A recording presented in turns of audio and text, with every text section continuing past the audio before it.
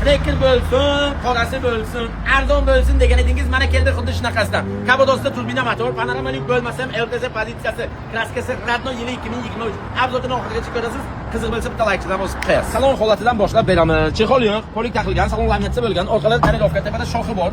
Zaskoy diskalar qoraytirilgan, yumshoq bolalar o'rta holatda, ikki tomonda parog usulunga qilingan, 5 ключевой достуp, zaskoy pult bor. Kabadosda aytganimdek turbina motor, облицовкалар usulunga qilingan. 2023 LTZ pozitsiya, kraskasi Radno praviga javob beraman deb tegadi. Ko'rib tekshirib olasiz o'zingiz uchun. Yana zo'r sovg'asi bagajda. Mana-da ko'plarga qiziq, mana bu kovrik emas. Propan tabletga gaz.